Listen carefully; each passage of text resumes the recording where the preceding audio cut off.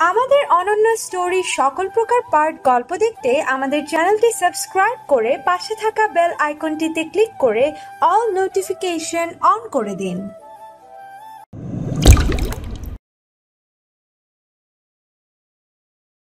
অনন্যা নিজেকে সামনে নিয়ে সোজা হয়ে দাঁড়ালো।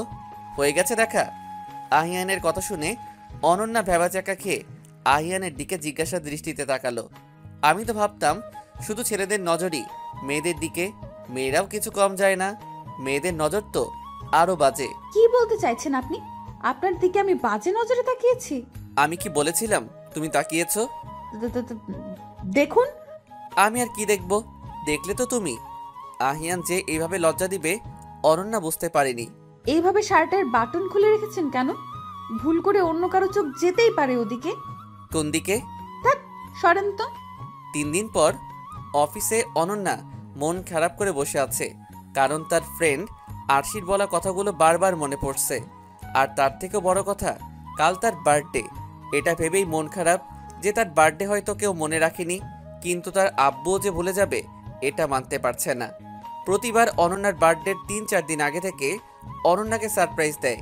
আর এইবার অনন্যার কিছু না ভেবেই ওর আব্বুর কাছে ফোন দিল। ফোন রিসিভ করে ওপাশ থেকে কথা বলার আগেই হ্যালো আব্বু। এতটুকু বলেই থেমে গেল অনন্যা, কারণ ফোনটা তার আব্বু নয়, আম্মু রিসিভ করেছে। হ্যাঁ, সব সময় শুধু আব্বু আম্মু বলে যে কেউ আছে সেটা তো তোমার মনেই থাকে না। ওরকম বলছো কেন? আমি তোমাদের দুজনকে সমান মিস করি, বুঝলে? আচ্ছা, বুঝলাম। কেমন আছিস রে মা? ভালো। তোমরা? আমরা ভালো আছি, কিন্তু তোর কণ্ঠটা এমন শোনাচ্ছে কেন? এমনি। আম্মু, তুমি এবং আব্বু কিন্তু ঠিক সময় মতো ওষুধ খাও তো? আর আব্বু আসলে বলবে আমি ফোন করেছিলাম। হ্যাঁ, তা তো বলবই। কতদিন হলো তোকে দেখি না। আহিয়ানকে নিয়ে একবার আয় না। আমারও তোমাদের দেখতে খুব ইচ্ছে করছে। কালকে তোমরা আসো না আম্মু, প্লিজ। হ্যাঁ, যাব, কিন্তু কাল তো যেতে পারবো না রে। আচ্ছা। অনন্যার মায়ের সাথে কথা বলে মনটা আরও খারাপ হয়ে গেল, কারণ তারও মনে নেই অনন্যার বার্থডের কথা। অনন্যা আহিয়ানের কেবিনের দিকে পা বাড়ালো। নক না করেই আহিয়ানের কেবিনে চলে গেল। আহিয়ান দোলাকে মিটিংয়ের সব ডিটেলস বুঝিয়ে দিচ্ছে। অনন্যা হুট করে এভাবে যাওয়াতে, তোমার কি কোনো ম্যানার্স জানা নেই? বসের ক্যাবিনে আসতে গেলে যে পারমিশন নিতে হয়, এতটুকু কমন সেন্সও নেই তোমার? অনন্যার তো এমনিতেই মন খারাপ, তার উপর ফ্রিতে দোলার অ্যাডভাইস। অনন্যার ইচ্ছে করছে দোলার চুলের মুঠে ধরে বলতে, ওই শাকচুন্নি, এটা আমার বরের কেবিন, আমি যখন তখন যেভাবে খুশি ঢুকবো, তাতে তোর বরের কি? কিন্তু অনন্যা দোলাকে কিছু না বলে আহিয়ানের দিকে তাকালো। অনন্যার মুখটা দেখেই বোঝা যাচ্ছে ওর মন খারাপ। এখন যদি দোলা আর একটু আগায় তো দোলাকে অনন্যা উইদাউট পাউডারে ওয়াশ করবে। বেচারি দোলা। কি হয়েছে অনন্যা, তোমার কি মন খারাপ? অনন্যা আহিয়ানের দিকে ঠোঁট উল্টিয়ে একবার মাথা নেড়ে হ্যাঁ করতেই আবার পরক্ষণে কিছু একটা ভেবে মাথা নেড়ে না করে দিল। আহিয়ান দোলাকে কেবিন থেকে চলে যেতে বলতেই দোলার রিটার্ন প্রশ্ন, আমি কেন চলে যাব? আমি আপনার বিয়ে, কিন্তু সবসময় ইম্পর্ট্যান্ট পাই অনন্যা। চলে যদি যেতে হলে অনন্যাকে চলে যেতে বলেন। আরে বোন, চুপ হয়ে যা না, না হলে আমার বউটা সেদিনের মতো তোকে ছেড়ে নাও দিতে পারে। তোর চাউমিনের মতো চুলগুলো ছিঁড়েও ফেলতে পারে। তুমি যাও দোলা, তোমাকে পরে ডেকে নিব আমি। দোলা অনন্যার দিকে একবার রাগি লোকে তাকিয়ে, তোমাকে আমি দেখে নিব। আহিয়ান অনন্যার দিকে তাকিয়ে দেখলো অনন্যার ফেস আগের মতোই আছে। কি হয়েছে বলবে তো? মন খারাপ? অনন্যার ঠাই সেখানেই দাঁড়িয়ে আছে। অনন্যার হাত ধরে টেনে নিজের কোলে বসিয়ে দিল আহিয়ান। না, অনন্যা এবার কেঁদে দিল। অনন্যার এভাবে কাদার কোনো মানে খুঁজে পেল না আহিয়ান। আহিয়ান অস্থির হয়ে জিজ্ঞেস করলো, কি হয়েছে? কিন্তু অনন্যা কোনো রেসপন্স করলো না। কি হয়েছে, কাঁদছো কেন? কেউ কিছু বলেছে? অনন্যা মাথা নেড়ে না করলো, যার মানে কেউ কিছু বলেনি। কখন থেকে কি মাথা নেড়ে নেড়ে কথা বলছো? মুখে কি হয়েছে? অনন্যার কান্নার বেগ ও আরেকটু বেড়ে গেল। অনন্যার এমন বাচ্চা মতে আহিয়ান তো ভেবা চাকা খেয়ে গেল। এবার অনন্যাকে জড়িয়ে ধরে মাথায় হাত বুলাতে বুলাতে আব্বু আম্মুর কথা মনে পড়ছে। অনন্যা এবার আহিয়ানের কাঁধ থেকে মাথাটা তুলে চোখের পানি মুছে, না, কারো কথাই মনে পড়ছে না। কেউ আমাকে ভালোবাসে না, মিস করে না। আমিও কাউকে ভালোবাসি না আর মিসও করি না। আহিয়ান অনন্যার কাছ থেকে হঠাৎ এমন কথা শুনে একটু হেসেই দিল। আমাকেও না? না না, আপনাকেও না। আপনিও আমায় একটুও ভালোবাসেন না। জানেন, আরশি ফোন করেছিল, ও অনেক খুশি, ও কনসেপ্ট করেছে। ও আমাকে এটাও বলেছে তোদের তো বিয়ের 6 মাস হতে চললো, তোদের কি খবর।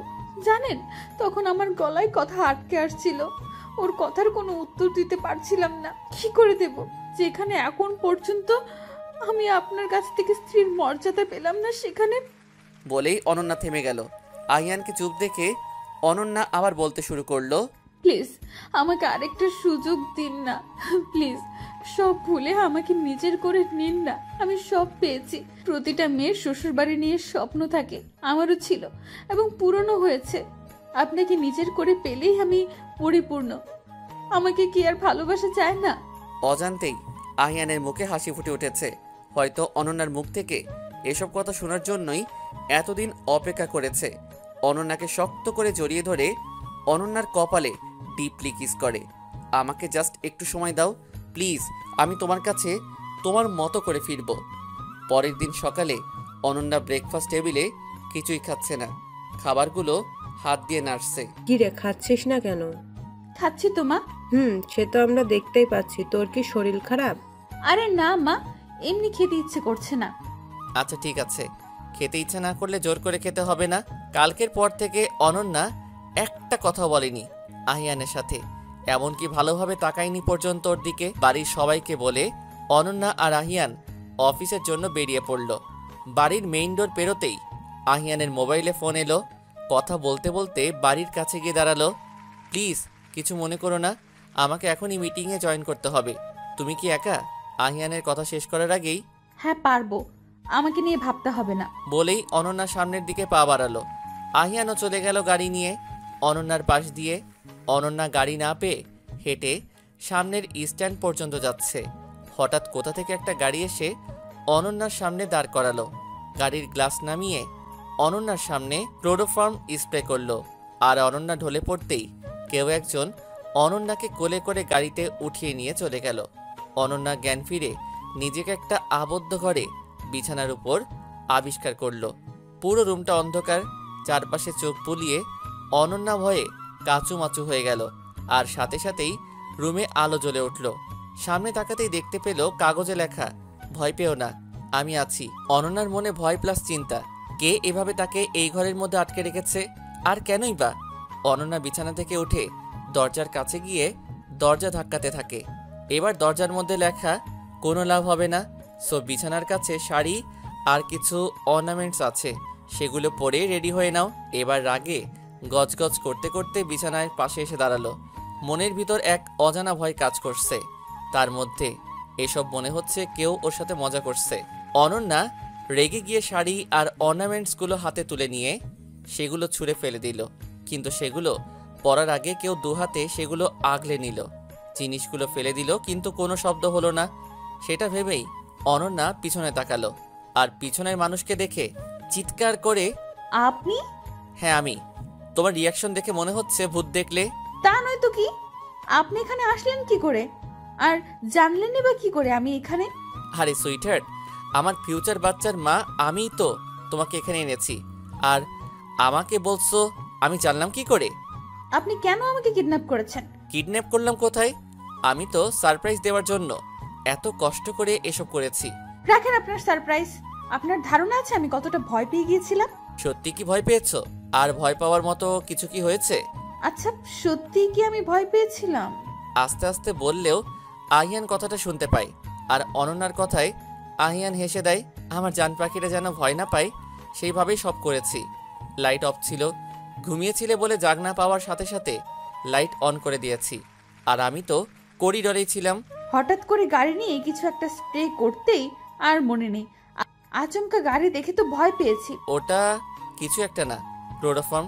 যেটুকু সময় কাজ হয়েছে তুমি ভয় পাওয়ার টাইম পাওনি, ওইটুকু টাইম তুমি ভাবছিলে কি হচ্ছে এসব। আচ্ছা, আপনাকে কি করলে এখন আমার রাগটা কমবে বলবেন? একটা উপায় আছে তোমার রাগ কমানোর জন্য, এই যে এটা ট্রাই করতে পারো। এই ইশারার মানে অনন্যা ঠিক ভালো করে বুঝতে পেরেছে, তবুও না বোঝার ভান করে। ছি, আপনি এটা কি বলছেন? আপনি আমার স্বামী, কি করে আপনার গায়ে আমি হাত তুলি? হায় রে কপাল, বললাম কি আর বউ আমার বলে কি। অনন্যা আহিয়ানের মুখ দেখে মুচকি হাসছে, কারণ বেচারার মুখ দেখতে যা লাগছে না, হয়েছে। আমাকে দেখা, এখন এগুলো পরে আসো তো। তো দেখুন অনন্যা কথাটা শেষ করার আগেই, হ্যাঁ ম্যাডাম দেখব, তবে তার আগে এগুলো পরে আসো লক্ষ্মীটি। কি আছে ওখানে, আর কেনই বা সব পরবো? উফ, এত কথা কেন বলো? এখানে শাড়ি আছে, পরে নাও। ও, তুমি তো আবার শাড়ি পরতে পারো না, আমি পরিয়ে দিচ্ছি। যাও, ব্লাউজ আর পেটিকোট পরে আসো। ছি, মাথা ঠিক আছে আপনার? ওসব পরে আমি আপনার সামনে আসবো? বেশি বকবক কেন করো বলো তো? তুমি কি এগুলো পরে আসবে, নাকি আমি সব পরিয়ে দিব? আপনারা তো কষ্ট করতে হবে না, আমি শাড়ি পরতে পারি, আমি পরে আসছি। একদম না, আজ আমি তোমাকে শাড়ি পরিয়ে দিব। তুমি ব্লাউজ আর পেটিকোট পরে আসো। তুমি চাইলে এগুলো পরিয়ে দিতে পারি। অসভ্য লোক একটা। বলেই ব্লাউজ আর পেটিকোট নিয়ে ওয়াশরুমে চলে গেল। এইটুকুতেই অসহ্য লাগছে, আরও কত কিছু সহ্য করতে হবে। বউ তখন আজ থেকে বুঝবে ভালোবাসা কি আর কত প্রকার। 20 মিনিট পার হয়ে গেছে, এখনো অনন্যার ওয়াশরুম থেকে বের হবার নাম নেই। এই যে ঘুম পড়ি, ওয়াশরুমে ঘুমিয়ে পড়লেন নাকি? প্লিজ শাড়িটা দেন, আমি পরে বের হই। এভাবে কি করে আপনার সামনে যাব? এইভাবে মানে? তুমি কি ব্লাউজ আর পেটিকোট পরনি? না পরলেও সমস্যা নেই, এসো আমি পরিয়ে দিচ্ছি। কি সব বলছেন? ছি, লজ্জা বলতে কিছু নেই নাকি? আচ্ছা, তুমি আকাশ কুসুম ভাবতে থাকো, আমি ওয়াশরুমের লাইট অফ করে দিচ্ছি। যতক্ষণ মন চায় ওয়াশরুমে থাকো। না না, লাইট অফ করেন না প্লিজ, আমি বের হচ্ছি। অনন্যা কাচুমাচু হয়ে ওয়াশরুম থেকে বের হয়ে রুমের এক সাইডে দাঁড়িয়ে আছে। অনন্যা এমনিতেই এভাবে লজ্জায় কুকরি আছে, আর একটু লজ্জা দেওয়ার জন্য, আহিয়ান তুমি এমন করে দাঁড়িয়ে আছো কেন? পেট ব্যথা করছে কি? কি পেট ব্যথা করবে কেন? ওই যে একটা কারণ আছে না, যেটা হলে অনেকের পেট ব্যথা করে, তোমারও আর কিছু বলার আগেই আহিয়ানের দিকে হাতে থাকা জামা কাপড় ছুঁড়ে দিয়ে চলে যেতে নিল। আহিয়ান অনন্যার হাত ধরে টেনে অনন্যাকে নিজের বুকের সাথে মিশিয়ে নিল, আর অনন্যা লজ্জায় লাল নীল সবুজ হয়ে যাচ্ছে। অনন্যার মুখটা তুলে, আর লজ্জা পেতে হবে না, বাকি লজ্জাটা না হয় রাতে পেও, এখন আমার কাজটা করতে দাও। অনন্যা আবার আহিয়ানের দিকে প্রশ্নের তীর ছুটার আগেই আহিয়ান অনন্যার ঠোঁটে আঙুল দিয়ে নো মোর সিঙ্গেল ওয়ার্ডস অনন্যাকে সোজা করে দাঁড় করিয়ে দিয়ে শাড়ি পরানো শুরু করলো। শাড়ি পরানোর সময় বারবার আহিয়ানের হাত অনন্যার পেটে আর দু একবার গলায় স্পর্শ হতেই অনন্যা কেঁপে উঠছিল। আহিয়ান নিজেকে সামলে নিয়ে শাড়ি পরানোতেই মনোযোগ দিল। অনন্যা এক আবেশে মেতে আছে। আহিয়ান শাড়িগুলোর কুচি গুজে দিতেই অনন্যা আহিয়ানের হাতটা শক্ত করে ধরে ফেলে। কুচি গুজা হয়ে গেছে, এখন হাত ধরে কোনো লাভ নেই। অনন্যা আর কিছু বলতে পারল না, মুখে আবার পূর্বের ন্যায় মাথাটা নিচু করে নিল। আহিয়ান শাড়ির আঁচলটা ভালো করে পিন আপ করে দিল। অনন্যাকে নিয়ে ড্রেসিং টেবিলের সামনে বসিয়ে সাজিয়ে দিল। আজ আহিয়ান তার সমস্ত ভালোবাসা দিয়ে অনন্যাকে সাজাচ্ছে, আর প্রতিটা স্পর্শে আছে অফুরন্ত ভালোবাসা, যে ভালোবাসায় যে কোনো সময় হারিয়ে যাবে দুজন। আহিয়ান অনন্যার হাত ধরে ডেকোরেট করা জায়গায় নিয়ে দাঁড় করিয়ে দিল। আজ তোমাকে একটা কথা বলবো, প্লিজ আমায় ভুল বুঝবে না, প্রমিস করো। অনন্যা মাথা নেড়ে হ্যাঁ করলো, যার মানে সে আহিয়ানকে ভুল বুঝবে না। মাথা নেড়ে নয়, মুখে বলো। বলেন। তোমার বিয়ের দিন আহান তোমার রিজেক্ট করেনি। আমি আহানকে আহানের পরিবার সহ কিডন্যাপ করেছিলাম। কি? পুরো কথাটা তো শুনবে আগে, তারপর ওদের ব্ল্যাকমেইল করি যাতে তোমার সাথে বিয়েটা ভেঙে দেয়, আর সেই কথা মতোই ফোনে বলে তোমাকে বিয়ে করতে পারবে না। ওরা এত সহজে আপনাকে ছেড়ে দিল? পুলিশে দিল না? পুলিশে দিলে খুশি হতে, আর যদি পুলিশে দিত তাহলে তোমাকে বিয়ে করতো কে? আর এই আহিয়ান চৌধুরীকে পুলিশ কি করবে? আর তোমার ওই বোকা আহান আজও জানে না এই কাজটা কে করেছে। ও ওর জীবন আর পরিবারের সবাইকে বাঁচানোর জন্য আমার কথা মতো কাজ করে, আর আমি তোমাকে ইজিলি পেয়ে যাই। কি ডেঞ্জারাস ভাবা যায়? এটা কেউ জানে না। পরে অবশ্য বাবা জানতে পেরেছিল। কি নিখুঁত খেল! কত বড় একটা ঘটনা ঘটালেন, কিন্তু কেউ টেরও পেল না। কি খেল মাইরি একদম। সে যাই বলো, সব তোমার জন্য, তোমাকে পাওয়ার জন্য করেছি, আর তোমাকে পেয়েছি। আহিয়ান এবার অনন্যার চোখ একটা কাপড় দিয়ে বেঁধে দিল। 2 মিনিট পর আহিয়ান অনন্যার চোখের কাপড় খুলে দিল। চোখ খুলতেই অনন্যা খুশি প্লাস অবাক হয়ে আহিয়ানের দিকে তাকালো। কারণ সামনে একটা কেক রাখা আছে, যার একপাশে হ্যাপি বার্থডে মাই অক্সিজেন আর একপাশে হ্যাপি হাফ ম্যারেজ অ্যানিভার্সারি লেখা আছে। তুমি তো আর খেয়াল রাখো না কিছু, তাই আমাকেই রাখতে হয়। তোমার যে কাল মন খারাপ ছিল, তোমার বার্থডে কেউ মনে রাখেনি, আর এদিকে যে আমাদের বিয়ের অর্ধবর্ষ হয়ে গেছে সেই দিকে তো তোমার খেয়ালই নেই। কে বলেছে খেয়াল নেই? কিন্তু বিয়ের অর্ধবার্ষিকী যে এভাবে পালন করা যায় তা জানতাম না। আজ থেকে তোমার সব জানার পালা। মানে? সেটা তো রাত থেকে জানবে, সব মানের উত্তর পাবে। রাতে কেন? এখনই বলেন না। তোমার আর তর্স হয়েছে না বলেই অনন্যাকে চোখ টিপ মারল, মুখে বাঁকা হাসি রেখে। অসভ্য ফালতু লোক একটা। অসভ্য সেটা তো নাইট শোতে দেখতে পাবে। এখন কেকটা কাটো, আর আমি তোমার থেকে ডাবল ট্রিট পাই, সেটা ঠিক আদায় করে নিব, চিন্তা করতে হবে না। এরপর অনন্যা আর আহিয়ান দুজন মিলে একসাথে কেক কাটলো, দুজন দুজনকে খাইয়ে দিল। আহিয়ানকে খাইয়ে দেওয়ার সময় অনন্যার হাতে হালকা বাইট করে। আহিয়ান অনন্যার কপালে ডিপলি কিস করে, শক্ত করে জড়িয়ে ধরে যেন বুকের সাথে মিশিয়ে ফেলবে। দুজনের এতদিনের অপেক্ষার অবসান ঘটল। ম্যাডাম, আপনার জন্য আরও দুটো সারপ্রাইজ আছে। কি কি বললেন না? সারপ্রাইজ বলে দিলে কি সারপ্রাইজ থাকবে নাকি? এটা বলতে পারি একটা সন্ধ্যায় আর একটা রাতে। তুমি চাইলে রাতে কি সারপ্রাইজ আছে সেটা আমি বলতেই পারি। আহিয়ান আর কিছু বলার আগেই অনন্যা আহিয়ানের হাতে চিমটি কাটলো। খালি পচা কথা। আহিয়ান অনন্যাকে এক টানে নিজের সাথে মিশিয়ে নিল। দুজনেই আছে এক পরম আবেশে। রাতে অনন্যা আর আহিয়ান দুজনেই ছাদে বসে আছে। অনন্যা আহিয়ানের এক হাত ধরে ওর কাঁধে মাথা দিয়ে আছে। ওই বলেন। ভালোবাসি। কাকে? আমার এই ঘুমপড়িটাকে। আমিও ভালোবাসি আমার এই রাগী পরটাকে। তাই? জি। তখনই আহিয়ান উঠে অনন্যাকে কোলে তুলে নেয়।